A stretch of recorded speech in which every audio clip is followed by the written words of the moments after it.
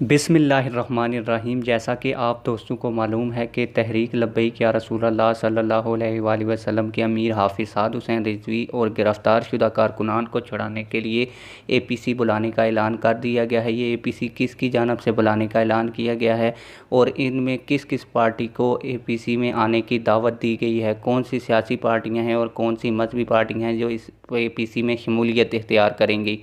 लेकिन वीडियो शुरू करने से पहले आप लोगों से एक छोटी सी रिक्वेस्ट है, अगर आपने अभी तक हमारे चैनल को सब्सक्राइब नहीं किया हुआ तो चैनल को सब्सक्राइब कर दें, बेल आल नोटिफिकेशन भी ऑन करें ताकि आने वाली नई और लेटेस्ट वीडियोस आप लोगों तक बआसानी पहुंचती रहें और कमेंट्स बॉक्स में अपनी राय का ज़रूर इजहार करें।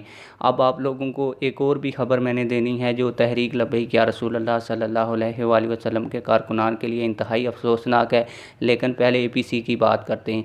अगर APC की बात की जाए तो इसमें किसी भी सियासी लिबरल पार्टी को आने की दावत नहीं दी गई, जैसा कि नून लीग हो गई, पीपल्स पार्टी हो गई।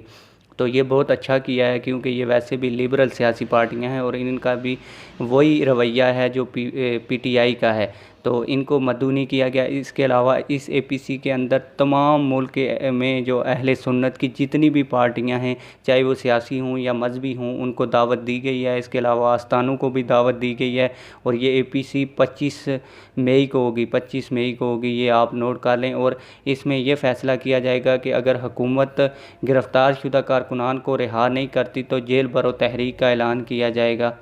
तो इसके अलावा और भी जो बातें सामने आएंगी 25 को, जैसे ही APC होगी आप लोगों के सामने रखूँगा।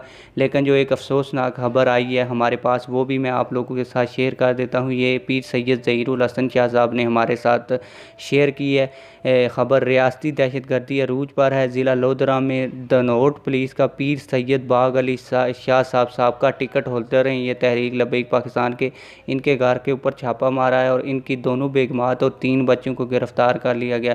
बच्चों में एक 6 साला बेटा है और 3 माह की बेटी भी शामिल है। इनको पुलिस गिरफ़्तार करके रात 2 बजे ले गई है।